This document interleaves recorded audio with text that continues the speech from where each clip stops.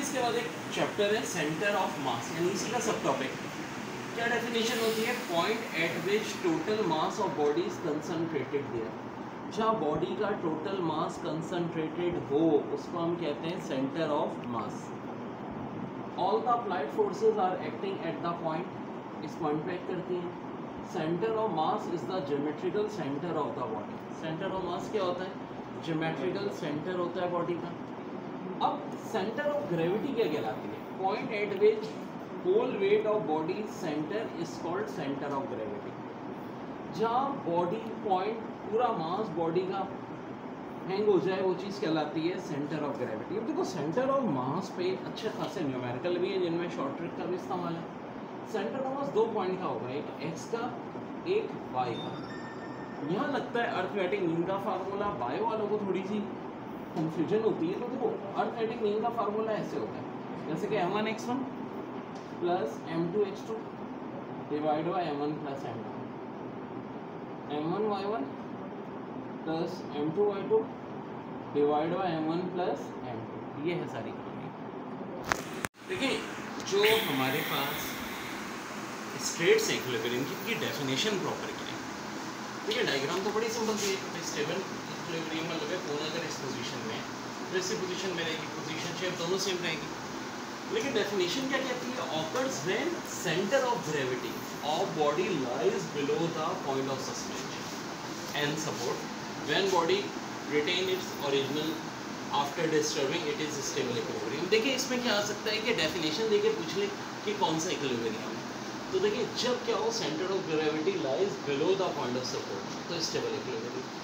Unstable में देखें when centre of gravity lies above the point of suspension, above, और when body does not retain its original position. मैंने हमने बताया था कि कोन को ऐसे खड़े करेंगे तो ये गिरनी पॉसिबल ही नहीं है। और न्यूट्रल इक्विलिब्रियम में क्या होता है? When centre of gravity lies at point of suspension और when body is not disturb but only can be rotated.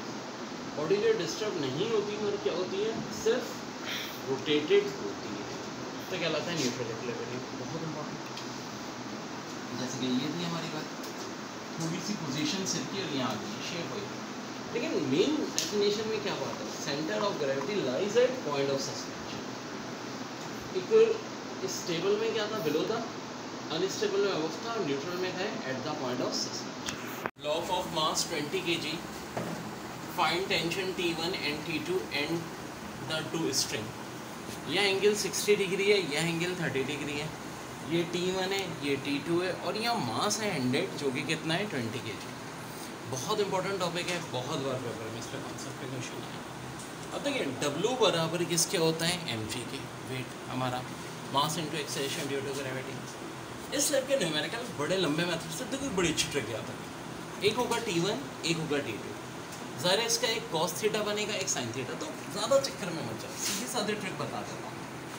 Cos के जो दोनों एंगल्स होंगे हमेशा इनके आपस में क्या होंगे? इक्वल। अब देखो T2 के साथ 60 है, T1 के साथ 30 है, डायग्राम में दिख रहा है। तो T1 30 इक्वल किसके हो जाएगा? T2 cos 60। बचा इस चक्कर में पढ़ोगे कौन सी फोर्स किसको बैलेंस कर रही है? आसान से ट्रिक। FT में ज़ाहिर में कम आंसर बस पकड़ना है चाहिए। तो T1 cos 30। ट्रिग्नोमेट्रीज के एंगल याद करने की ट्रिक बहुत सारे बच्चों को बता चुका हूँ, जिनको नहीं पता उन्हें दोबारा इंशाल्लाह बता देंगे। ये हो गया। अब 2 से थ्रू आउट मल्टीप्लाई करते हैं, T2 बराबर आ जाएगा T1 √3। तो क्या हमारा मसला हल हुआ? जी नहीं, हमारा मसला हल नहीं हुआ, क्योंकि अभी हमारे पास T1 T2 के लिए एक और फैक्टर होगा, और वो कौन सा फैक्टर होगा? साइन का। कॉस की ट्रिक क्या होगी? हमेशा दोनों इक्वल होंगे। साइन की ट्रिक क्या होगी? ये आपस में प्लस और इक्वल किसके हो जाएंगे? W के।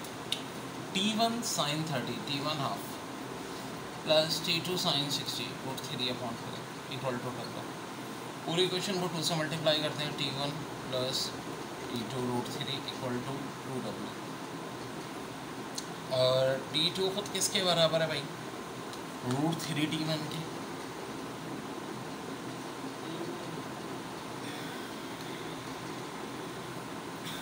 Equal to 2W।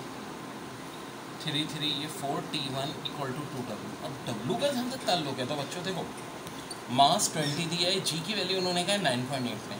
चलें कोई बात नहीं, हमारी ट्रिक्स सब भी लग जाएंगी। देखो ये 2 2 हैं और यहाँ 4 है, कैंसिल हो जाएगा। 9.8 को 10 से मल्टीप्लाई करो 98, T1 आ गया 98। अब आपको T2 चाहिए, 98 को मल्टीप्लाई करना है, √3 की वैल्यू होती है 1.73। अब देखो थोड़ी सी अकलमंदी है इसको। ऑप्शंस में वहाँ ऑप्शन दिए थे 169.4 था, 83 था और 87 था, इस तरह के ऑप्शन थे। और से देखो अगर ये 100 होता, 100 को 1.73 से मल्टीप्लाई करते तो कुछ 173 आता। चूँकि 100 नहीं 98 है, ये बड़ी अहम ट्रिक्स होती है मेरी, तो आंसर 100 से थोड़ा सा छोटा आना चाहिए, थोड़ा सा छोटा किससे? 173 से। सिर्फ एक ही ऑप्शन है 169.4। और बिला वजह से हमें तंग नहीं करते यार को, कैलकुलेशन वाले सालों में ज़रूर होगा। थैंक्स।